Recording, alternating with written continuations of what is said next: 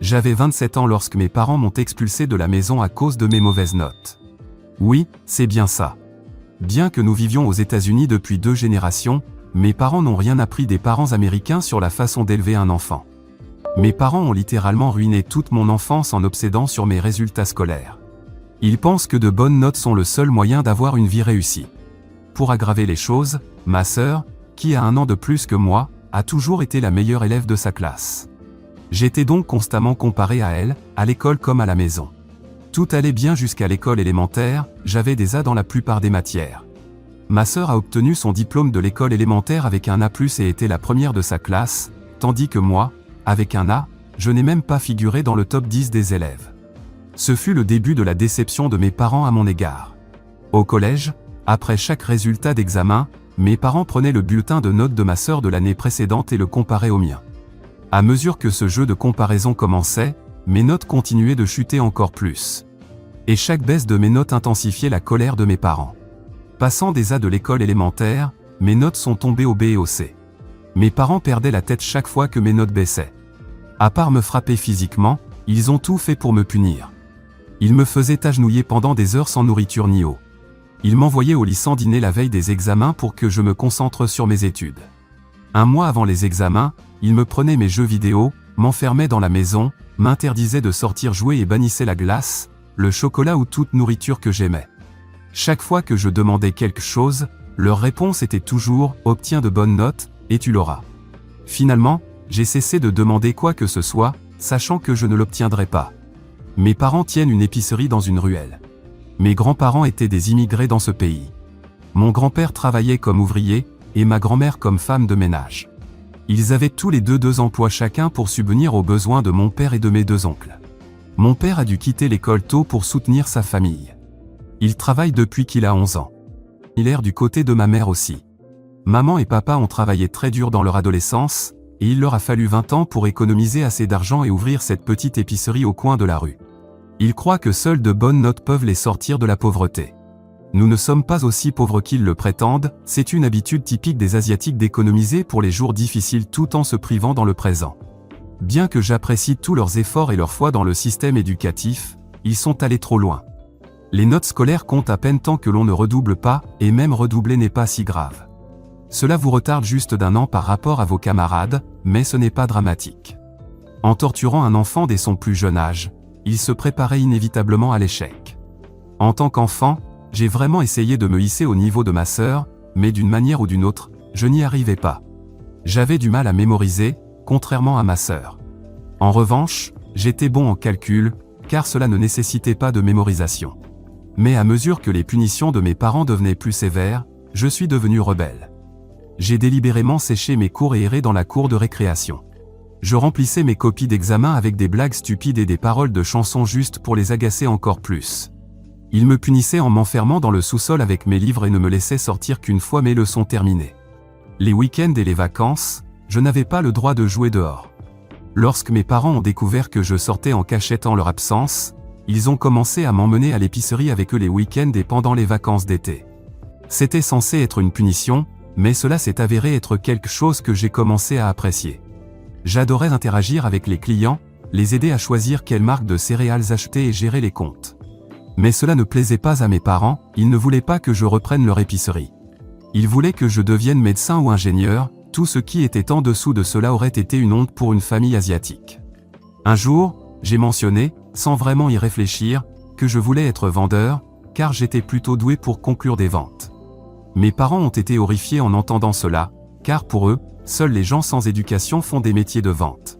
Puisqu'ils dépensaient tant d'argent pour mon éducation, je devais décrocher un emploi respectable, c'est-à-dire soit médecin, soit ingénieur.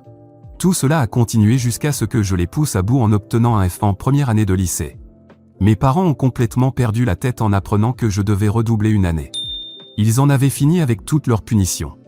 Ils ont explosé de colère contre moi, comme si j'avais commis un crime impardonnable. Il n'y avait plus rien à me reprocher, excepté me frapper. Ils ont tout fait pour soi-disant me remettre sur le droit chemin. Les insultes et la pression psychologique ont atteint leur paroxysme. Ils m'ont dit que j'avais couvert la famille de honte et qu'ils ne pouvaient pas supporter la disgrâce que je leur avais infligée.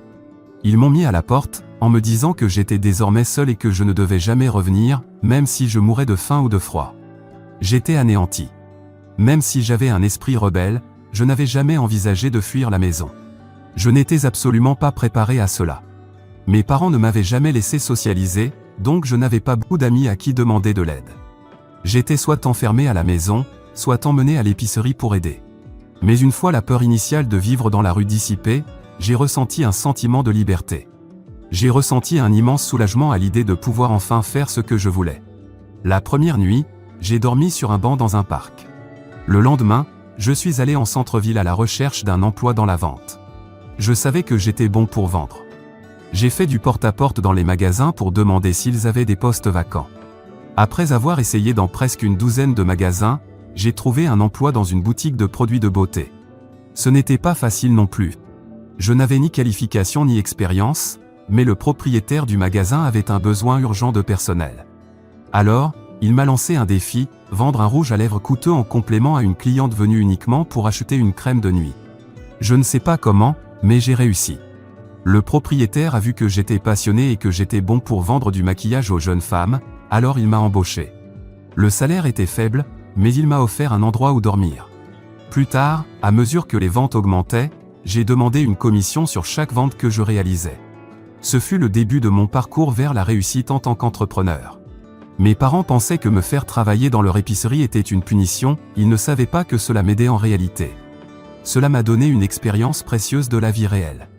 J'aurais aimé qu'ils réalisent mon potentiel et comprennent que l'expérience pratique est bien plus précieuse que l'apprentissage d'informations académiques inutiles. Par la suite, j'ai changé de travail plusieurs fois pour obtenir de meilleurs salaires. L'un de mes employeurs m'a même proposé de financer mes études universitaires, mais j'ai refusé. D'abord parce que je n'avais pas terminé le lycée, mais aussi parce que je n'avais aucune intention d'aller à l'université. J'avais un autre projet en tête. Je voulais créer ma propre entreprise. À 21 ans, j'ai créé ma propre entreprise, qui fournit des services de support et de vente à d'autres petites entreprises. Mon entreprise conclut des ventes pour d'autres sociétés basées sur des produits. Nous générons des ventes et des revenus pour elles, et elles nous versent de généreuses commissions. Maintenant, ma mère me traque depuis quelques semaines. Elle a commencé à me suivre sur Facebook et Instagram. Mon compte est public, et elle parcourt mon profil, aimant mes anciennes photos et publications. Je ne sais pas si elle essaie délibérément de montrer sa présence ou si elle fait cela par erreur en zoomant sur mes photos. Une chose est certaine, ils sont fascinés par mon mode de vie. Ils pensaient que j'étais un raté qui ne pourrait jamais rien accomplir dans la vie sans de bonnes notes. Et pourtant, me voilà, gagnant 6 chiffres par mois. Il y a une semaine, elle m'a envoyé un message en disant qu'elle s'ennuyait de moi et m'a demandé de rentrer à la maison. J'ai vu son message et l'ai laissé en vue. Maintenant, elle me félicite et dit à quel point ils sont fiers de voir leur fils, moi, réussir dans la vie. Elle insiste pour que je vienne leur rendre visite. Le problème, c'est que peu importe à quel point j'ignore ces messages, je ne peux pas m'empêcher de penser à eux et à mon traumatisme d'enfance. Je veux leur rendre la monnaie de leur pièce pour l'humiliation qu'ils m'ont infligée. Je veux rentrer chez moi et leur mettre ma réussite en pleine face. Mais d'un autre côté, ma copine pense que je devrais rester loin d'eux et ne pas tomber dans leur piège émotionnel. Elle croit qu'ils finiront par me culpabiliser pour m'extorquer de l'argent. Qu'en pensez-vous? Mise à jour 1. Ça va être hilarant. Même si ma copine m'a prévenu de ne pas aller voir mes parents, la part de moi qui voulait leur jeter ma réussite au visage en avait besoin, alors je suis allé chez eux. Papa n'était pas là, mais maman et ma sœur m'attendaient. Papa ne sait toujours pas que j'ai réussi, il pense que je gagne de l'argent en arnaquant des innocents et ne veut pas être associé à moi. Maman s'est excusée et a dit que j'avais souffert à cause des croyances dépassées de papa, son obsession pour les bonnes notes. C'était drôle comme maman rejetait la faute sur papa alors qu'elle était en parfaite harmonie avec lui et m'avait torturé elle aussi. Je lui ai fait remarquer qu'elle était encore plus stricte dans ses punitions. Elle a balayé cela en disant qu'elle ne faisait que suivre les instructions de papa en tant que bonne épouse. Quand j'ai essayé de la tenir pour responsable, elle a ri et a dit que tout cela appartenait au passé et que nous devrions tourner la page et nous réunir en famille. Faire semblant d'être une famille heureuse. J'ai demandé à ma sœur comment allait sa vie. Elle m'a dit qu'elle avait obtenu une maîtrise en littérature mais qu'elle avait du mal à trouver un emploi d'enseignante à cause de ses mauvaises compétences en communication et en relations sociales. Même si je connais la raison de son manque de compétences sociales, j'ai feint la curiosité et lui ai demandé pourquoi ses excellentes notes ne lui avaient pas permis de décrocher un travail. Elle a blâmé nos parents pour son échec. Elle a littéralement passé toute sa vie enfermée dans une pièce à étudier pour obéir et impressionner nos parents. Elle a tout donné et s'est noyée dans les livres. Elle avait 1 an de plus que moi, alors je savais à quel point elle était isolée à l'école. Elle avait à peine des amis.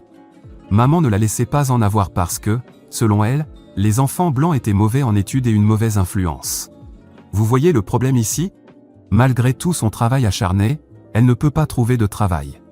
Même si quelqu'un l'embauche sur la base de ses diplômes, son manque de compétences sociales lui coûte son emploi. En voyant son état, je suis heureux d'avoir été un rebelle, sinon, j'aurais eu le même destin. Il voulait aussi m'isoler et m'empêcher d'interagir avec d'autres enfants, juste pour me faire étudier. À quel point ils avaient tort. Ma sœur s'est jointe à moi pour critiquer notre mère sur ses compétences parentales désastreuses. Maman a commencé à sangloter et a habilement rejeté toute la faute sur papa.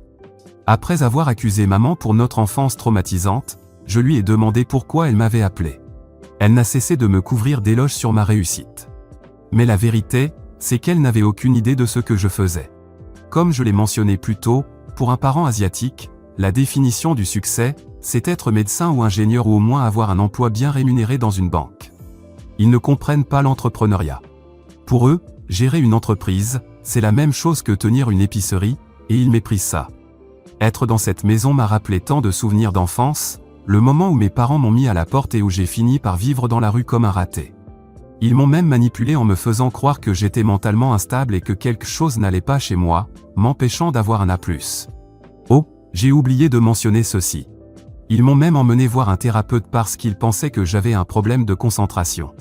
Après 2 ou 3 séances, le thérapeute a critiqué mes parents pour la pression inutile qu'ils me mettaient et a dit que j'étais un enfant parfaitement normal avec un QI normal pour mon âge. Ma copine pariait que ma mère m'avait invité pour me demander de l'argent. Elle a perdu ce pari parce que maman n'a pas encore demandé d'argent. Mais d'après son comportement, il est évident que cette demande approche. Depuis, maman ne cesse de prendre de mes nouvelles, et à chaque fois que son message apparaît, ma copine parie $1 que c'est pour de l'argent. Je gagne tous les paris parce que maman n'a toujours rien demandé. Mais je pense que je vais bientôt perdre ce pari, car maman m'a invité à dîner ce week-end. Je sais qu'elle essaie de brosser un beau tableau d'elle-même avant de demander quelque chose. Je viens de recevoir un message disant qu'elle organise un dîner pour moi ce week-end. Je n'ai pas encore répondu. Je vous tiendrai au courant dans mon prochain post. Mise à jour 2. Je viens d'obtenir ma douce vengeance sur mes parents. Je ne pense pas qu'ils m'appelleront encore après cette humiliation. Dans mon dernier post, j'ai mentionné le message de maman m'invitant à dîner. J'ai répondu que j'étais occupé et que je ne pouvais pas venir. Oui, j'agissais avec arrogance. Quand elle a insisté davantage, je lui ai demandé pourquoi elle était si gentille avec moi alors que papa pense toujours que je gagne de l'argent illégalement. Elle m'a dit que c'était papa qui organisait le dîner pour moi en guise de réconciliation. Elle a ajouté que papa était fier de moi et voulait s'excuser en personne. J'ai demandé ce qu'elle entendait par « organiser ». Ce n'est pas juste nous 4, n'est-ce pas? Elle a répondu non, qu'ils invitaient tous les amis proches et les parents vivant à proximité. Je lui ai dit « d'accord, je viendrai ». Je n'aurais pas pu rêver d'une meilleure occasion de me venger de mon traumatisme d'enfance. Maman m'a demandé de bien m'habiller et d'arriver à l'heure. L'enfant rebelle en moi s'est réveillé. J'ai mis mon sweat à capuche de sport, mon short de randonnée et une casquette par-dessus. Je suis arrivé avec 2 heures de retard. C'est une énorme offense pour un parent asiatique. Porteur un short à un événement social, c'est presque un crime pour eux. Maman n'a cessé de m'appeler, mais je n'ai pas décroché. Je lui ai seulement envoyé quelques messages disant que je serais en retard, sans donner de raison ni d'explication. Je suis sûr que ça a dû les agacer. Mes parents ont l'habitude de se présenter comme des personnes parfaites. Si un invité venait chez nous, il passerait au moins 2 jours à nettoyer chaque recoin, à dresser une liste des plats à servir et à s'assurer que tout soit parfaitement en place. Les invités seraient servis avec le plus beau service de table chinois, et s'ils restaient dormir, ils auraient droit aux meilleurs draps, oreillers et tout le reste. Ils disent que c'est une tradition dans notre culture d'accueillir les invités comme des rois, mais ils exagèrent pour obtenir une validation sociale. Mes parents avaient réservé une partie du toit-terrasse du restaurant.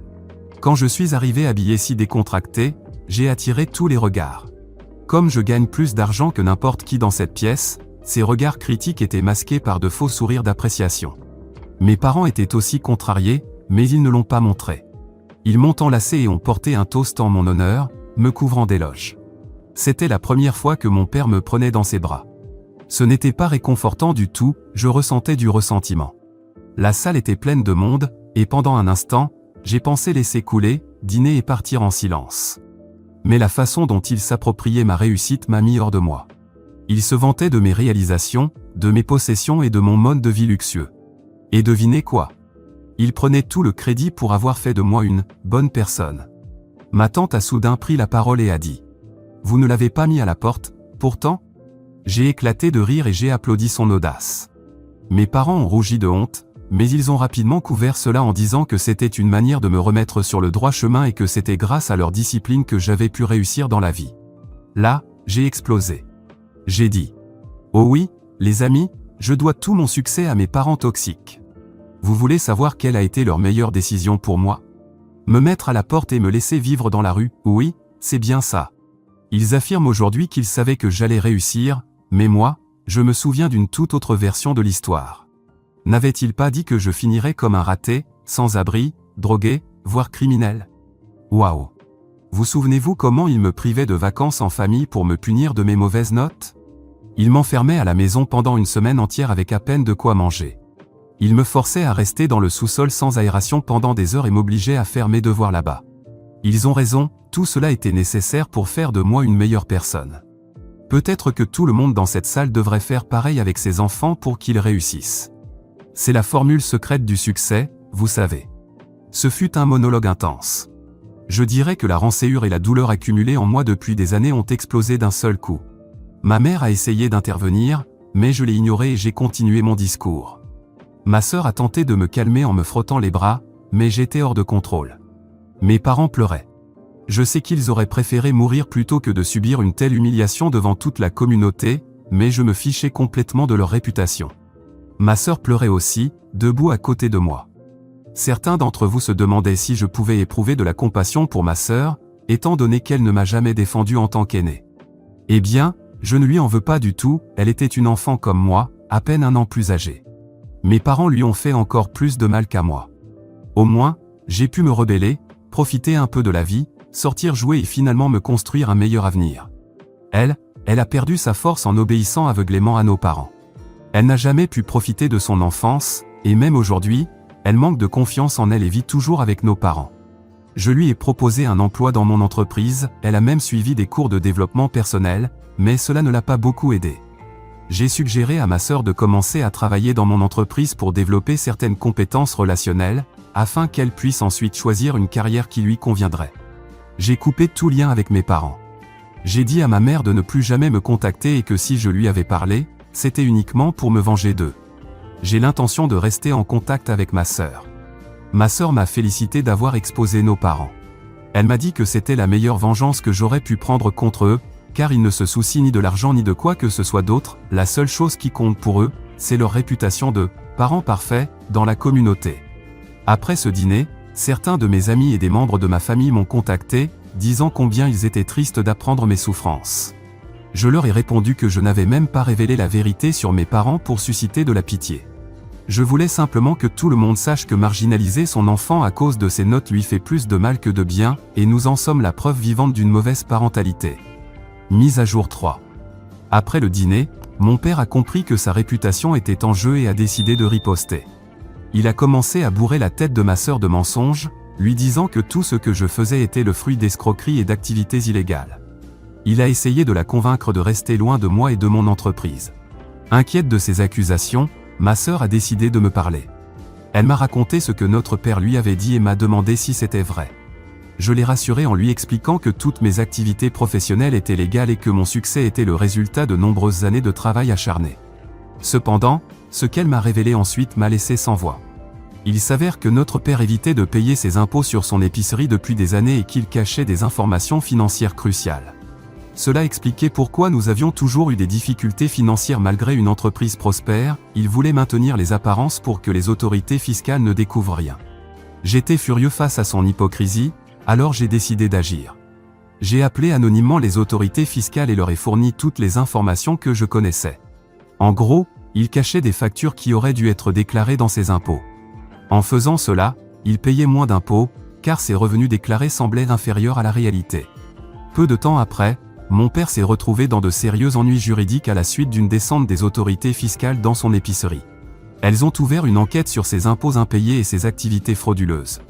Il fait maintenant face à des amendes considérables et à d'éventuelles poursuites judiciaires, voire à une peine de prison. Quant à ma sœur, elle a quitté la maison familiale et vit avec moi pendant que je l'aide à améliorer ses compétences sociales. Elle m'accompagne au travail tous les jours, pratiquant petit à petit. J'espère que cela l'aidera à progresser et à décrocher un bon emploi à l'avenir. Mise à jour 4. Mon père a été reconnu coupable des charges mentionnées dans ma dernière mise à jour et a dû payer une amende d'environ 57 000 $. Je le sais parce que ma mère me l'a dit, elle espère toujours que je lui pardonnerai, affirmant qu'elle n'a fait que suivre l'influence de mon père. Je ne la crois pas totalement, mais cela ne me dérange pas de rester en contact avec elle si elle continue à m'apporter de bonnes nouvelles. De toute façon, comme beaucoup d'entre vous l'avaient supposé dans les commentaires après que j'ai révélé l'enquête, elle ne recevra pas un centime de ma part. Quant à la prison, mon père a eu de la chance et n'y a pas été envoyé. Cela aurait été formidable pour moi s'il y était allé, il aurait ressenti ce que j'ai vécu lorsqu'il m'enfermait dans le sous-sol pour me forcer à étudier. Cependant, il a seulement écopé de travaux d'intérêt général et a dû payer cette énorme amende. Finalement, je suis venu ici pour partager mon histoire et obtenir une petite vengeance, mais tout cela s'est transformé en une chute massive pour mes parents, ce qui me laisse avec un immense sourire sur le visage. J'espère que vous voyez aussi cela comme une justice divine. Quant à ma sœur, elle a décroché un emploi et a emménagé dans son propre logement. J'aime voir ses progrès et savoir que ma façon d'élever les enfants est meilleure que celle de mes parents.